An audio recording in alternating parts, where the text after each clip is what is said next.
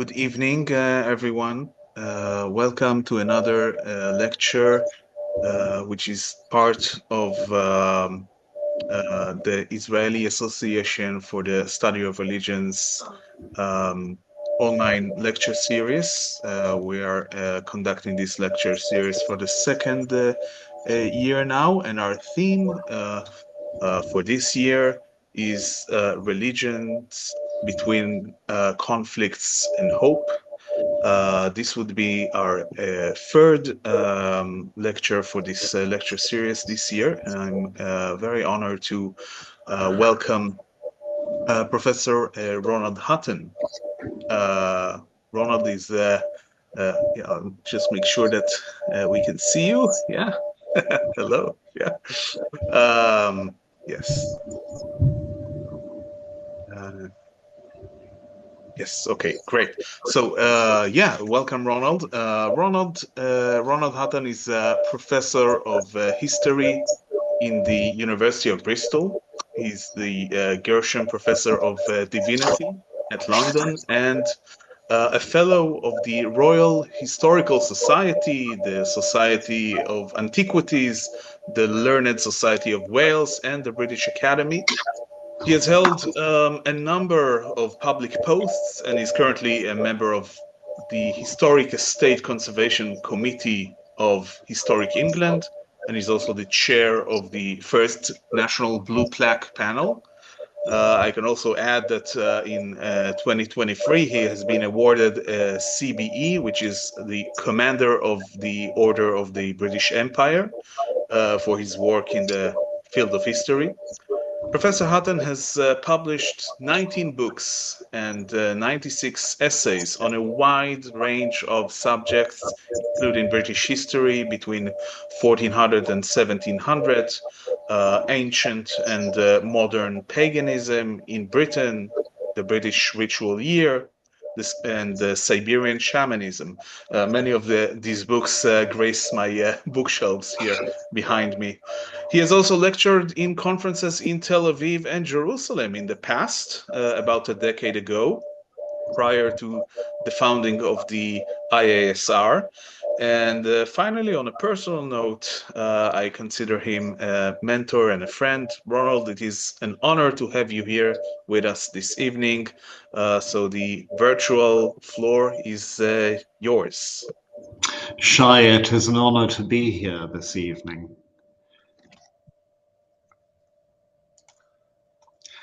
My first principle is that some ancient deities never developed, meaning that they stayed more or less the same beings throughout their recorded history. Others, however, have biographies in the sense that they evolve significantly in character and function. That process can be studied. Some influenced others and contributed to their evolution. What I want to do in this talk is look at a set of such deities and their relationships with each other. They are a clearly defined group of Mediterranean and Near Eastern goddesses who have discernible connections with each other. They also, to varying extents, share the characteristic, counterintuitive to modern sensibilities, of being associated with both love, or at least sex, and war. I shall start the sequence with Inanna, one of the earliest goddesses recorded in Mesopotamia. By the time she emerges into literature, in the late 3rd millennium BCE, she's already a complex figure, with a long development behind her. Scholars like Thorkild Jacobsen have proposed that the goddess we meet at this time is a composite of different qualities which derive from different earlier periods. They can thus be distinguished like layers of deposit on an archaeological site. This is probably true, and the following sequence of development has been proposed for Inanna. She seems to begin as the goddess who protected the agricultural storehouse, the barn. This would make her immediately a major deity to the communities of ancient Sumer, the farmlands of southern Mesopotamia, which depended on the produce of agriculture to survive. Its continued preservation between harvest and consumption was therefore a vital phase in the economic process. It deserved an appropriately important patroness, and Inanna got the job. This original function of hers was underlined by marrying her to Dumuzi, the local god responsible for the fertility of the farmlands. In other words, Dumuzi generated the farm produce, and Inanna got the job. Inanna then looked after the produce. The perfect divine economic partnership. The first religious rites to them seem to have been dedicated to thanking them for their bounty and encouraging them to provide more and better. This provision became the more important during the 4th millennium BCE as cities grew up on the rich produce of the Sumerian plain and their increasing population needed to be fed. One of the most famous ceremonies to encourage it, which survived into the historical record, was that in which the king of a city symbolically wed the goddess. A text has survived from the city of Nippur, celebrating the union of Inanna and Dumuzi, which may have been part of that ritual. It consists of a dialogue between goddess and god and has a delightfully frank sexuality.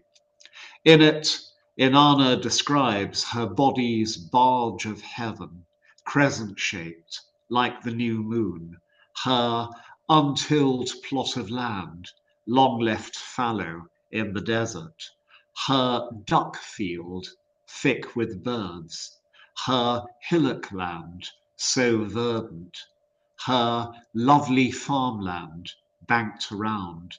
She calls on Dumuzi to put the plough to her well-watered lowlands. Later, as an extension of her role as guardian of abundance and as wife of a major fertility god, she seems to have become a goddess of rain and of the thunderstorms that commonly bring it to the Mesopotamian plain. Power over thunder seems to have led her to becoming one of the Sumerian war goddesses, so that battle was sometimes nicknamed the Dance of Inanna. The combination of receiving the power of the fertility god into her body and filling men with battle fury seems to have given her an additional role as goddess of sex. As such, she became a goddess delighting at once in sap, sweat, semen, blood, and all the other vital fluids and forces of passion and ecstasy. That is probably why she became associated with the planet that we call Venus. When it rose in the morning, she called soldiers to arms, and in the evening, she called lovers to each other's arms. One of the surviving Sumerian hymns to her has her speak in her fully developed form as ruler of heaven and earth, delighting in battle, flood, and hurricane. She is called a falcon, while other deities are sparrows, as free and powerful as a wild cow on the plain. All this process of accretion probably took between 2,000 and 3,000 years, and by the time that it was complete, in the middle of the 3rd millennium BCE, she had made a further development by becoming a personality. By the middle of that millennium, Sumerians had started to put their various deities into family relationships and tell stories about these. This was a natural theological consequence of the key political development of the period, the unification of the previously independent and mutually hostile Sumerian cities into a single empire. The character given to Inanna was unique to her and one of the most colourful and strongly marked of all. She is a beautiful, sexy, and highly sexed, spoiled, stroppy, bolshy, and imperious young princess. In other words, she is trouble. She appears in stories in all the roles which a woman is capable of taking, except those which involve stability and duty. She is never, ever, either a loyal and supportive wife or a mother.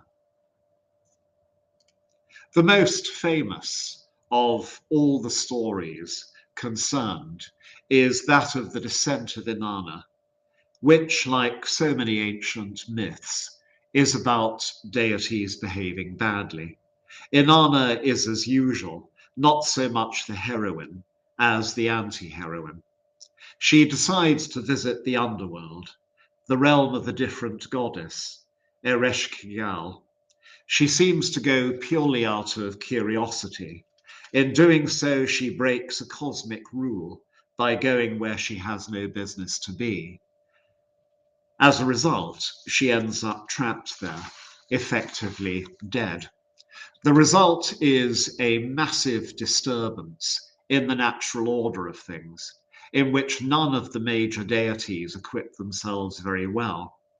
In the end, Inanna gets out by arranging for her faithless husband, Dumuzi, to take her place in the underworld, at least for some of the time.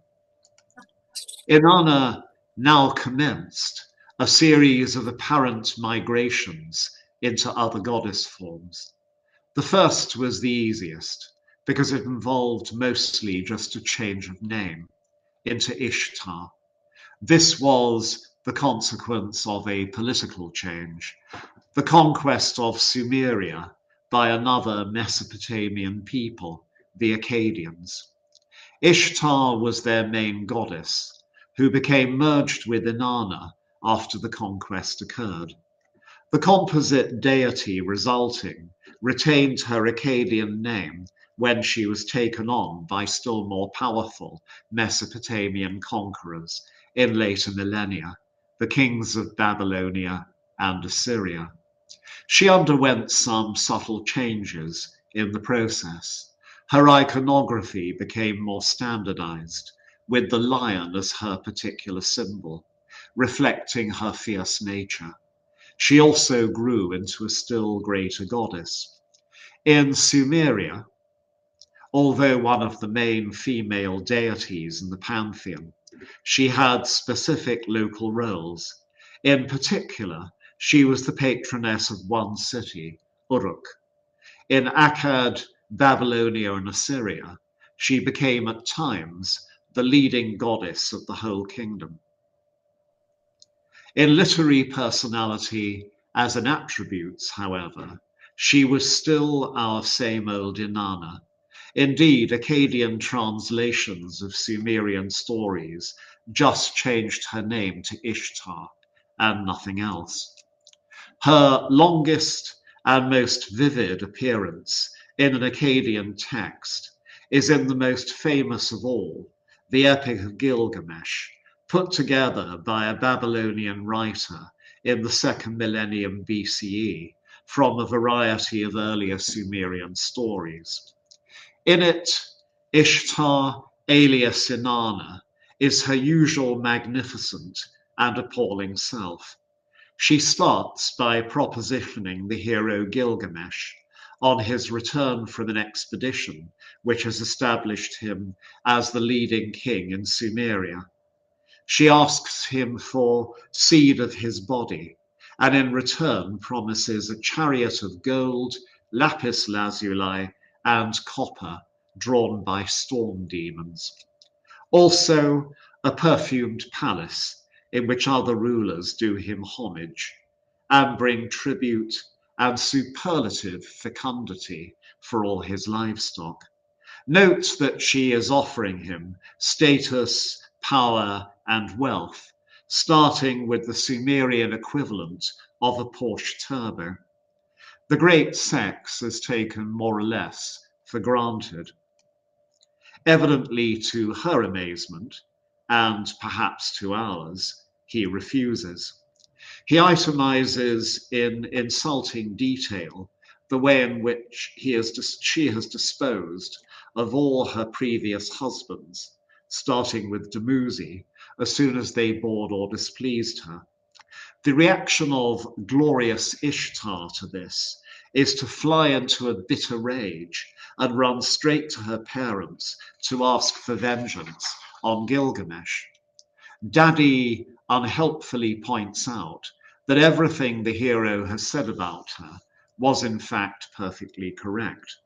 Ishtar cheerfully admits that her conduct has consisted of abominable acts and tainted behavior.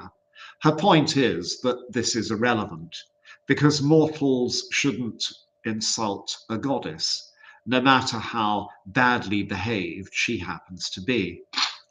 Her next move is effectively to throw a tantrum, in which she demands that her father give her free use of a cosmic monster, the Bull of Heaven, to destroy Gilgamesh.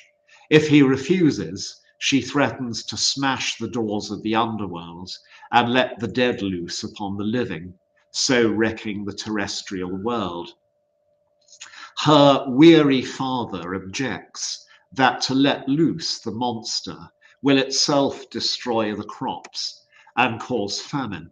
Ishtar brightly replies that she has foreseen this and laid up stocks of food to cover the time till the devastation passes. She is clearly a lass who plans vengeance well ahead. Everybody loses by the result.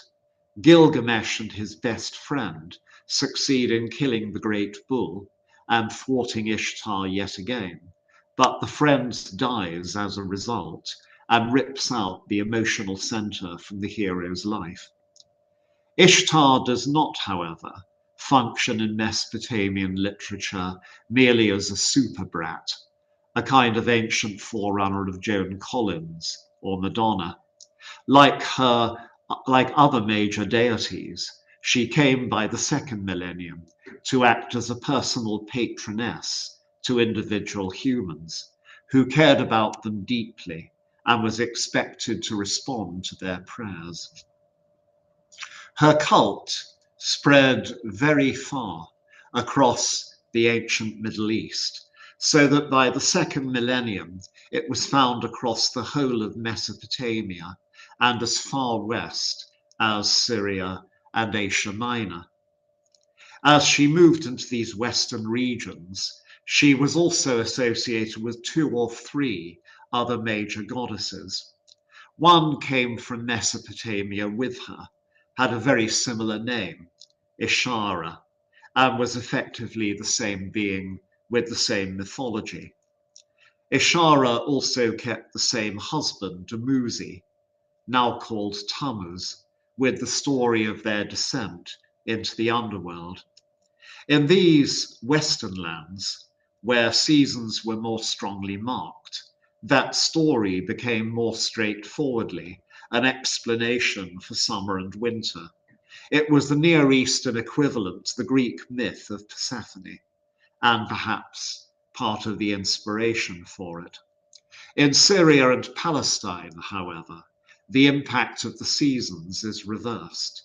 Winter is the time of rain, and so of greenery, and summer the time of death, when vegetation is scorched up. Women would therefore weep for Tammuz's departure at the opening of summer. Ishara was, however, only one dimension of Ishtar and Inanna.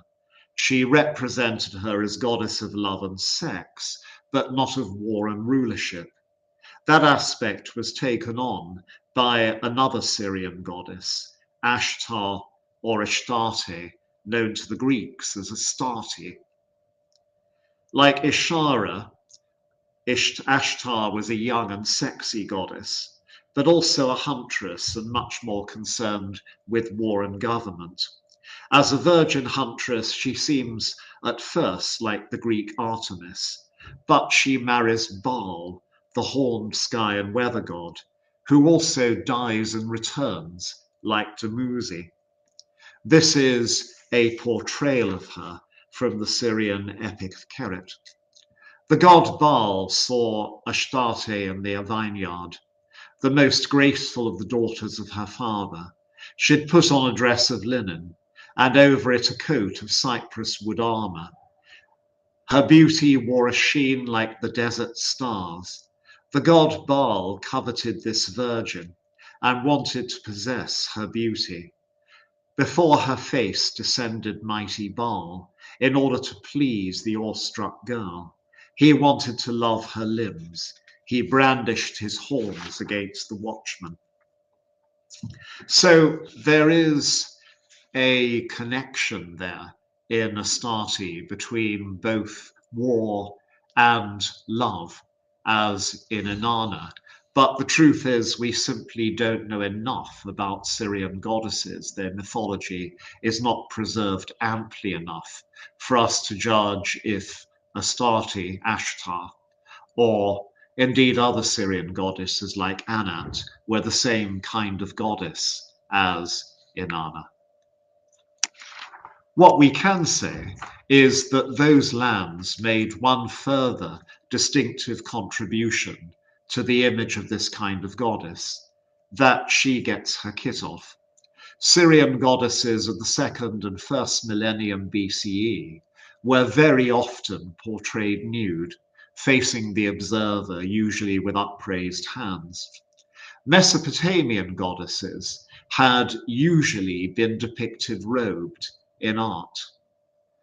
The most famous depiction of a naked goddess from both regions is also the most enigmatic. This is the Burney relief, commonly called the Queen of the Night, which has long been deposited in the British Museum and recently been acquired by it. There is nothing else quite like this image in the whole of Mesopotamian and Syrian art. She was long thought to be Lilith, the nocturnal demoness who kills babies, but Lilith, Lilitu in Mesopotamia, was never a goddess. This lady is a super goddess because of the number of horns on her headdress. Others thought that she might be the goddess of the underworld, Eresh Kigal, Inanna's nemesis in the myth of her descent. Eresh Kigal, however, has absolutely no known icons or temples. She does not, in fact, seem to have been worshipped by the living at all. My own opinion is that the Burney relief is actually our very own Ishtar, alias Inanna, rendered in the style of a Syrian goddess. She stands in the same posture, holding Mesopotamian symbols of majesty. She stands on lions, as Ishtar Inanna does, and has clawed feet like some of the Syrian goddesses in this posture. The owls could be there to indicate her identity as the evening star, bringing night. So it could be argued that concepts of deity across the whole of the ancient Near East influenced each other. But I'm more interested in the second half of this talk in their impact upon Europe. This, of course, is where we come to Aphrodite. All scholars agree that she is a latecomer to the Greek world.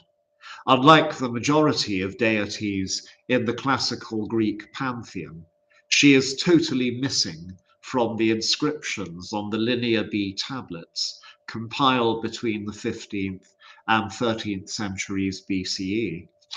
On the other hand, by the time of Homer and Hesiod in the 8th century, she is fully integrated into the Greek divine family. So she appears in the gap of half a millennium from which no written records survive. This conclusion is one with which the Greeks themselves would have agreed. Both they and the Romans emphasize that the cult of Aphrodite had arrived in Europe from the East. She was essentially a foreign goddess. Furthermore, they were conscious of the staging posts by which she had made the crossing from Asia to Europe, the islands of Cyprus, Crete, and Cythera. Above all, it was Cyprus, the big island nearest to Asia, which produced Aphrodite in her enduring form and was always regarded as her true home. She was indeed a native Cypriot goddess, although nothing like Inanna. Her icon from her main cult center in the island of Paphos has survived because it looks nothing like a goddess. It is a large and shapeless hunk of rock. One of the natural riches of Cyprus is copper, a vital ingredient in the bronze which made the Bronze Age possible. Aphrodite seems to have got started as the goddess of the mineral-bearing rocks. This would explain a trio of puzzles about her. The first is that her original Cypriot name was Kypris, echoing the nature of the island, as if she represented the land itself. The second is why this most gorgeous of goddesses is married in Greek mythology to the decidedly not gorgeous smith god Hephaestus. So the mineral rock marries the blacksmith. The third is why she is repeatedly called golden in ancient texts. This reflects, of course, on her charisma and allure, and the Greek penchant for blondes, but also the literal appearance of some kinds of copper ore and smelted copper. Nonetheless, this literal rock chick seems to have got transformed into the Aphrodite we all know by the arrival of the love and war goddesses from Syria, including Ishtar. From 1200 BCE, images of naked goddesses of the Syrian kind were appearing in Cyprus at a time of close contact between the island and the Syrian mainland. It is from this time that Aphrodite's original cult center at Paphos shows continuous occupation and development. This pattern may also explain another aspect of her myth, the image of a beautiful naked goddess arriving out of the sea. She had effectively done that by crossing over from Cyprus to Asia. Stephanie Boudin is the scholar who's done the most work upon the archaeological evidence. There was a further direct connection between Aphrodite and Inanna, and that is the myth of the former's love for a handsome mortal, Adonis. In the story, Adonis is killed, and Venus and her human worshippers, especially women, mourn him ritually ever after at the beginning of summer. Aphrodite and her worshippers in the Greek world. Adonis is simply the Greek version of the Syrian and the Palestinian Adonai, meaning, of course, as I don't need to tell this audience, Lord. He is none other than our old friend Tammuz, alias Dumuzi, and the rites of mourning were copied from those of Tammuz in Syria and Palestine. Nevertheless, Aphrodite was not the same sort of goddess as Ishtar or Inanna. She was not widely associated with war or government, although she was a war goddess at some places in the Greek world, such as Sparta. Indeed, Homer made great play with the fact that she was not at home on the battlefield. This is what happens when she intervenes to stop the Greek hero Diomedes from killing her own son Aeneas, whom she has borne to a Trojan prince. Diomedes was following Aphrodite, spear in hand. He knew that she was a timid goddess, not one of those who lord it in battles. At last, after a long chase, he caught her, leapt on her, and thrust, wounding the skin of her soft hand. The spear tore through that robe which the Graces themselves had made for her, and pierced the flesh just above the palm of her hand. The blood ran out, the immortal blood of the gods. She shrieked aloud and dropped her son. Then Diomedes shouted to the goddess, "Away from the battle! Isn't it enough that you beguile women? But if you will come to war, I think that after this a battle will make you shiver if you only hear it in the distance."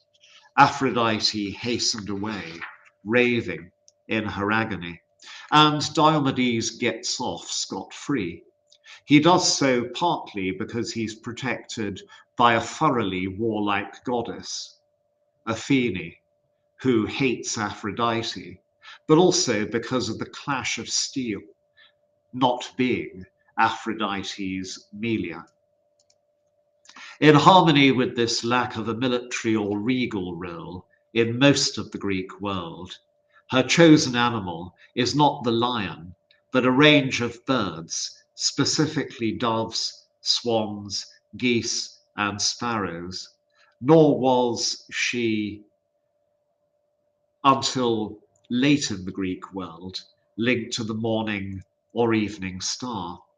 She was especially closely associated with minerals, as said, and also with the sea, her mythological birthplace.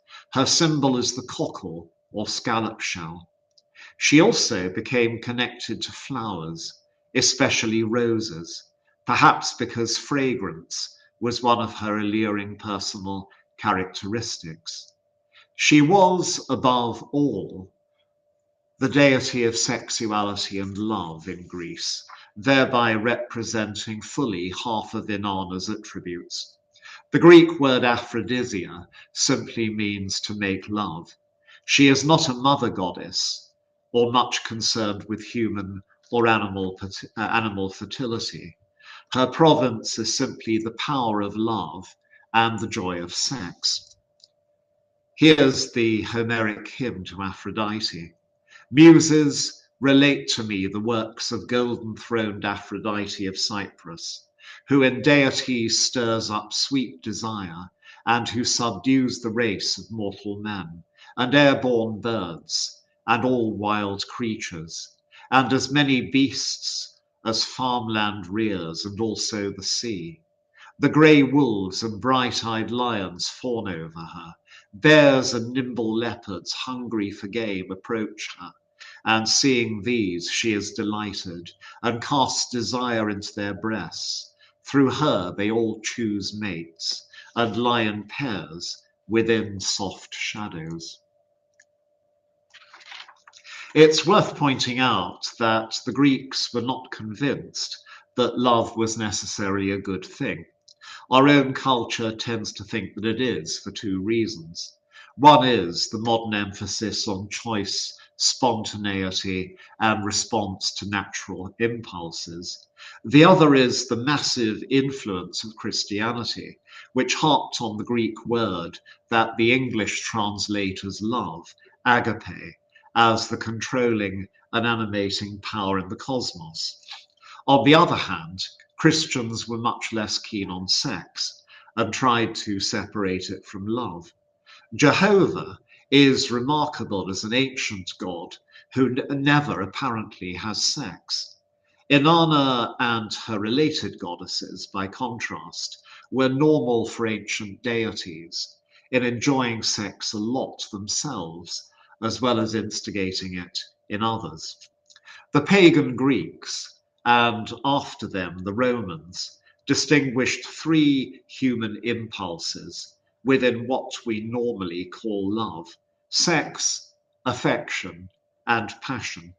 They were generally positive about the first two.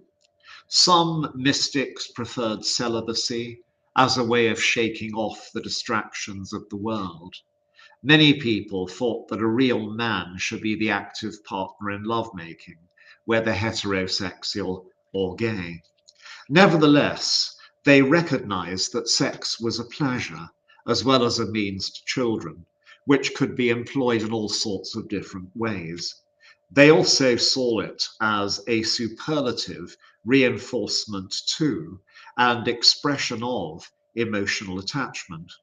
What they also saw very starkly was that it is often bad for both the individuals concerned and the groups with whom they are involved when people lose control of their emotions by falling passionately in love with somebody. They admitted, moreover, that this was something which could occur without warning and was completely irresistible even by the most sensible of people. That was why Aphrodite, like Inanna and her sister or daughter goddesses, was scary. One of her titles was merciless. That is why love is the villain of the piece in most heroic literature. It is Ishtar who ruins the happiness of Gilgamesh in revenge for his rejection of her, and Aphrodite who causes the Trojan War. It is also love that wrecks the fellowship of the Round Table and the Irish Fianna and turns King Mark against his nephew Tristan in the Arthurian cycle. To the Greeks, eros, passionate, infatuated love, was simply the most frightening force in the world, next to Thanatos, death. It was awe-inspiring in the way in which a thunderstorm or an avalanche is awe-inspiring. Here's Sophocles, the Greek playwright, on the subject. Aphrodite is immortal life. She is raving madness. She is unmixed desire. She is lamentation. In her is all activity, all tranquility, all that leads to violence. For she sinks into the vitals of all that have life. Who is not greedy for that goddess? She enters into the swimming race of fishes. She is within the four-legged brood upon dry land, and her wings range among birds, beasts, and humans, among the race of gods above. Whom among the gods does she not wrestle and throw 3 times? In truth, she rules over the heart of Zeus himself. Without spear, without iron, all the plans of mortals and gods are cut short by Aphrodite. So the quality of Eros in her control actually approximated the Greeks to war, and something of the atmosphere of violence and disruption attached to Inanna, Ishtar, and Astarte was fully present in Aphrodite in a different form. One departure that the Greeks made when receiving Aphrodite is that, in contrast to the peoples of Syria and Palestine, they didn't like showing goddesses as nude. Thus, Aphrodite was depicted robed for the first 400 years in which she appeared in Greek art. This tradition was overturned in the 4th century, apparently because of a remarkable woman called Phryne, a high-class courtesan living in Athens. We know 2 things about her. The first is that she prepared herself for initiation into the mysteries of Eleusis and of Poseidon by bathing nude in the sea in public and in daylight, instead of waiting for nightfall, as other pilgrims did. The other is that she was subsequently tried at Athens for blasphemy, the penalty for which was death. She was tried in the same court as that in which the philosopher Socrates had been condemned a few decades before, but she was acquitted. Later Roman legend had it that she informed the judges that she was dedicated to Aphrodite and the pursuit of love. She invited them to decide if she seemed fitted for it, and disrobed to stand naked before them. The judges, of course all male, then declared her guiltless. We shall never know what really happened in that courtroom. What is sure is that two great artists then produced works by which Aphrodite herself was portrayed nude, and that each of them were allegedly inspired by Phryne and used her as the model. One was Apelles, a painter, who portrayed the birth of Aphrodite from the waves. The other was Praxiteles, a sculptor, who created for the city of Cnidus a statue showing the goddess disrobed to bathe. From that point onwards, it became customary across the Greek world to represent Aphrodite as nude in art, and the Romans took over that tradition for their goddess, Venus. Behind the whole of this enduring Western tradition may lie one courageous woman. Phryne went on to become a millionairess and was given a statue as a heroine at the great Greek cult center of Delphi. When the walls of another major city, Thebes, were destroyed by an earthquake, were destroyed by Alexander the Great, she allegedly offered to pay them to be put up again, pay for them to be put up again. However, she had a condition.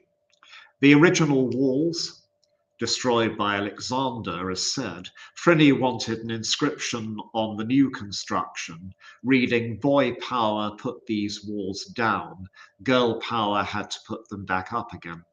The Thebans refused. I have now mentioned Venus once as the Roman equivalent to Aphrodite, and we must end this journey with her in Western Europe.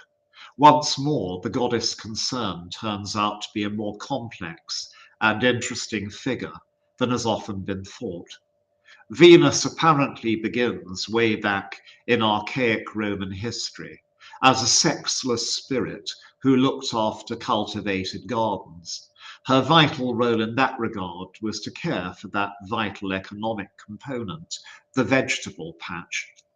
She thus begins her career as a non-gendered divinity of cabbages, beans, turnips, etc., as well as flowers.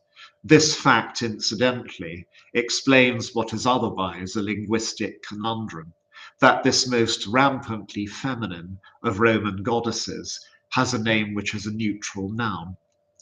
Early in Roman history, this spirit became merged with a now forgotten Etruscan goddess when Rome conquered the Etruscans.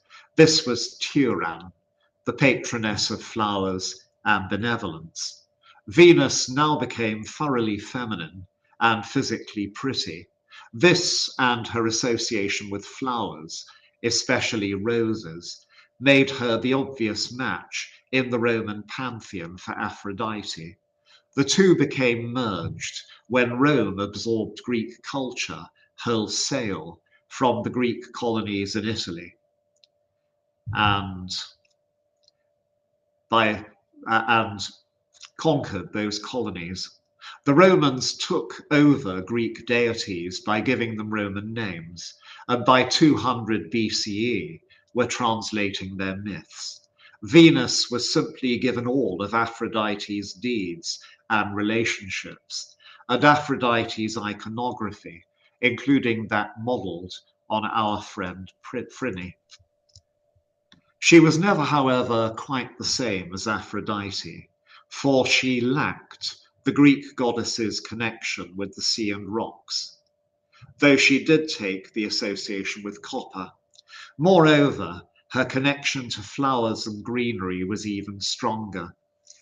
Here is my favourite evocation of her in that role, the Per Vigilium Veneris, the Night Watch of Venus, composed in the Imperial Roman period. The hills have drunk some now, and she walks, Our Lady, the woodlands between, and a bride bed she weaves them with roses enlacing, with curtains of green. She, with her gem-dripping fingers, enamels the wreaths of the year.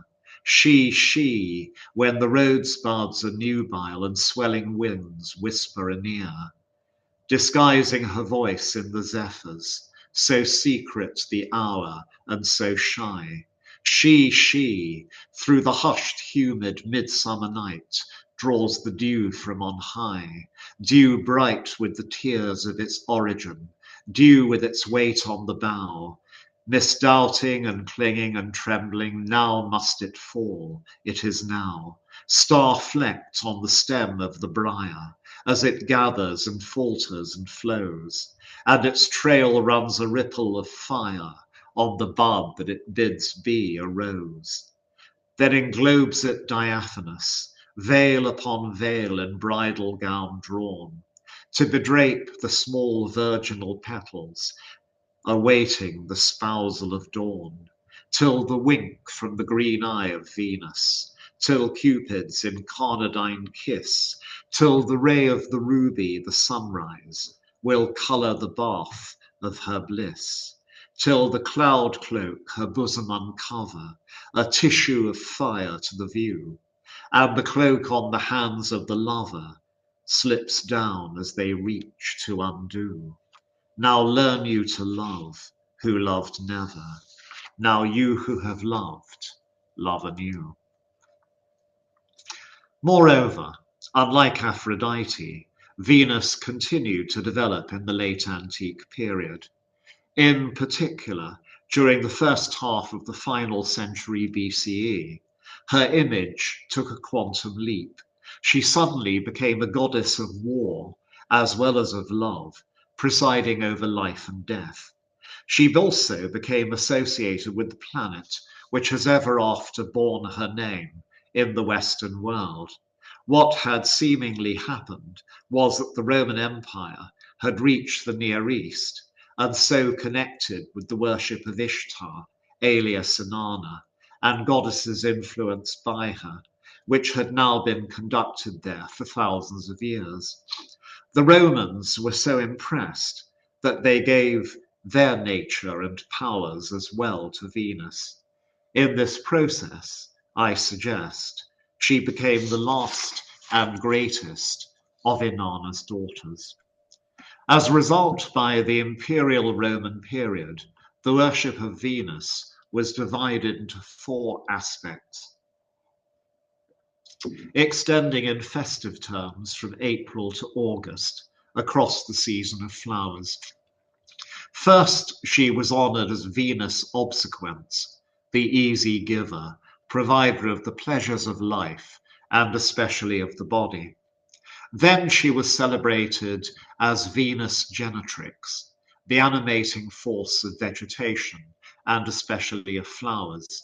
Next, she became Venus victrix, the mistress of life and death, and giver of victory in war. The Roman soldiers who conquered Gaul and Britain used her name as their battle cry. But her military role was just one aspect of her powers as stirrer of sap, sperm, blood, and the juices of libido, the forces of life itself. Finally, on the 19th of August, she had her festival as Venus Libitina, the giver of death, who was portrayed in a chariot drawn by mice. The funeral directors of ancient Rome were all dedicated to her and kept her feast. By the imperial Roman period, moreover, extensions from these qualities had given her 8 more responsibilities, including by various leaps of logic, chariot racing, and the sewer system. Furthermore, whereas Inanna and Ishtar disappeared from living tradition at the end of the ancient world until rediscovered by archaeologists, and Aphrodite was known only to a small literary elite, Venus remained a major figure in European culture. In her developed imperial Roman form, she was carried all over the western half of the empire and continued to feature in art and literature ever after. My last reading is an invocation to her as classical goddess and planetary deity, composed by the Renaissance Italian philosopher Giordano Bruno. It's worth having it first in English and then in the original Renaissance Latin to savour the sheer sensuality of its language. Venus, known as the Lady, nourishing one, gorgeous one, queen of beauty, hand held in darkness, warmest of hearts, generous one, honey woman, giver of sweet madness, shining one, star woman, treasure made flesh, perfumed one, playful one, foam born and fertile, golden handed, silver worded, delight of all the senses, flame of the night's ending, brilliance of the evening, passion blender, giver of the storm of love, giver of the peace of love. Hear me, heal me, hold me. And now the Renaissance Latin. Venus vocatu domina, alma formosa, pulcherrima amica benevola, gratiosa, dulcis amena, candida, siderea dionia olens, ingeniosa ignita, conciliatrice maxima, amorem domina, sane me, audie me, a me.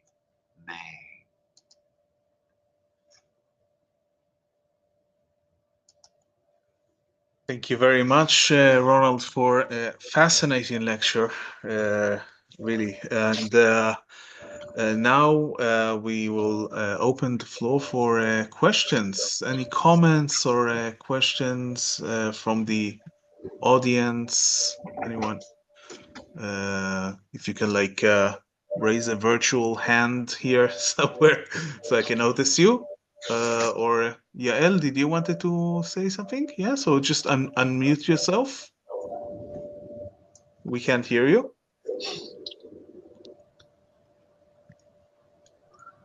We still can't hear you. If you wanted to. Is it okay now? Now we can hear you. Great, great. So, okay. Thank you for the lecture, which I liked very much. And I want to know if you meant Asherah when you said Ishara. The answer is absolutely not. No? Because Afirat, alias Asherah, is, according to the mythology of Ugarit, which is the only mythology we have for her, not a goddess either of love or of war. She's a queen goddess and a mother goddess. The mother of all gods, of all Assyrian gods. Yes, although not apparently of Anat or of Baal. There's clearly a complicated family relationship there. Yes, but she was their mother, and they were also a couple, Anat and Baal. Yes, that's what I said in my lecture. Yes, but Asherah was their mother, according to the myth.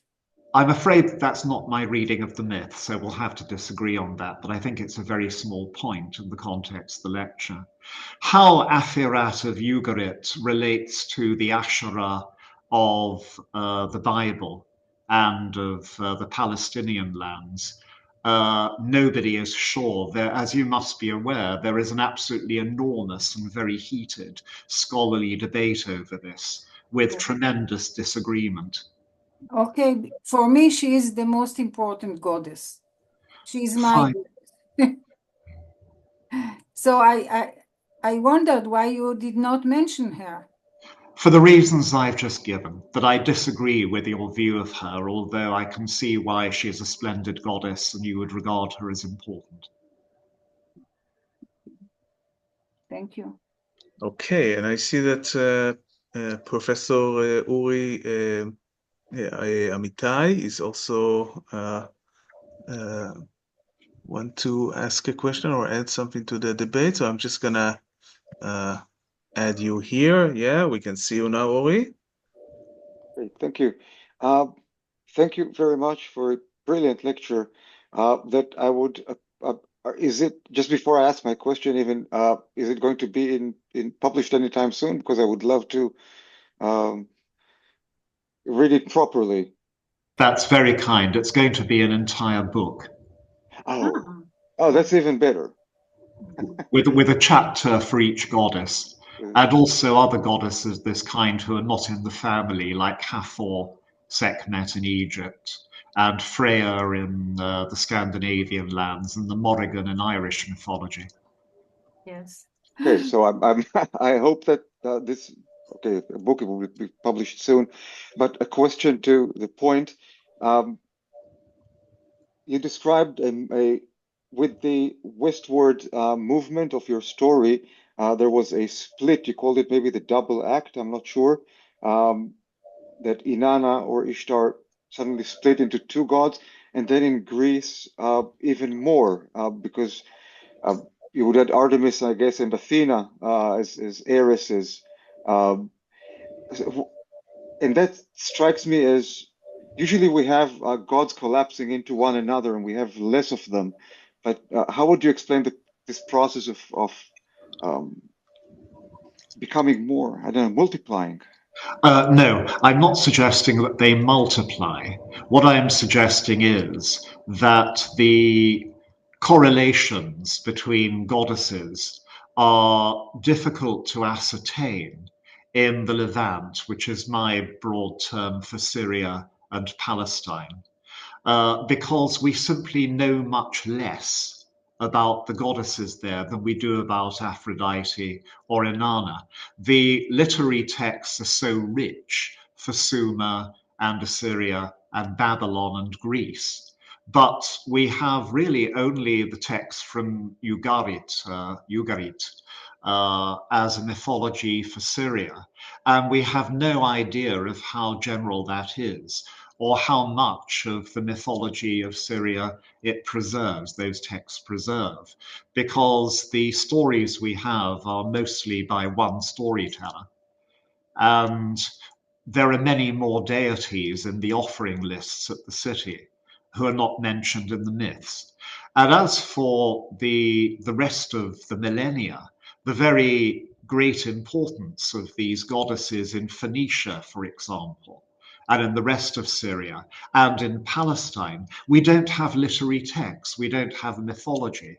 And so I steer my way between scholars who announce that Astarte, Ashtar, Anat were classic sex and war fertility goddesses, and scholars who, with absolute fury, say the only evidence is that Anat and Ashtart are war goddesses, not goddesses of love and war at all, by suggesting that the evidence does not permit of a resolution. Thank you. But it does. We do have the evidence for Greece, right? And there Exactly. we have three goddesses who are in charge of what Inanna used to do all by herself. Yes, that's right, because Greece is divided into many city-states, and Babylonia and Assyria were united into a single empire, like Egypt, demanding an imperial pantheon. And so a number of local deities got combined by Greek storytellers into composite deities, but there still remained a profusion of them. And unlike Ishtar in the Assyrian Empire or Babylon, you did not have a goddess who was universally recognized as the imperial goddess.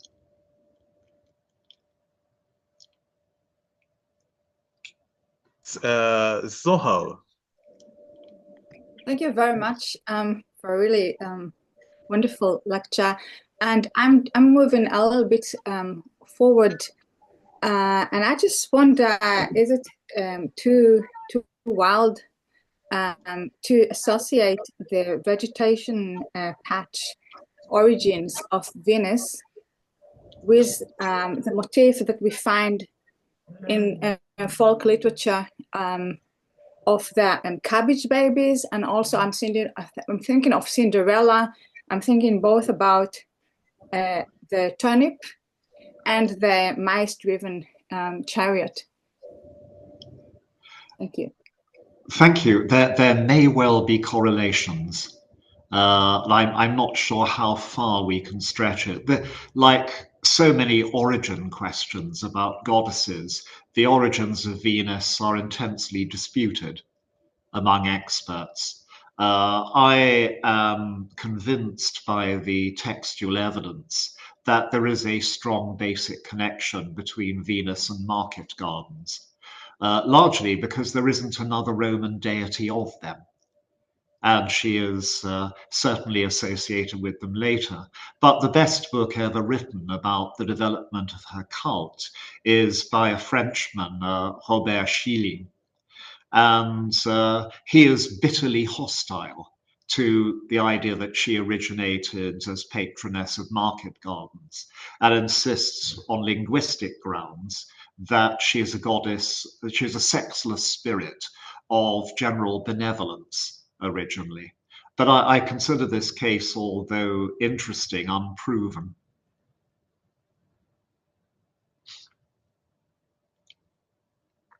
Okay, Matan, you have a question too?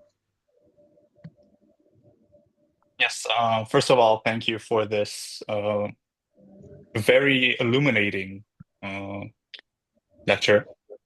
And I was wondering about your talk about the transformation or addition of warlike aspects to originally goddesses that have to do with love and the surrounding ideas of the differences that we see, if we do see, of their aspects in war compared to their male counterparts. I'm thinking especially of Greece and Rome with Mars and Ares compared to Athena. Yes, what is your question? It's a good point, but what is your question? If we see these differences, as in, do we see a clear line in them? Not so much a clear line as a common formula which is being remixed in different ways, like a kaleidoscope. What we are seeing is that there are similarities between the goddesses I've named, and I've also suggesting that there is a domino effect of influence on each other, which commences with Inanna becoming Ishtar. Right, thank you. Okay, any additional questions or comments for Ronald? Okay, great. So please join me in thanking again Professor Ronald Hutton for really a fascinating and amazing lecture. Thank you very much, Ronald, for this. Thank you, Shai, and thank everybody for their companionship and their questions.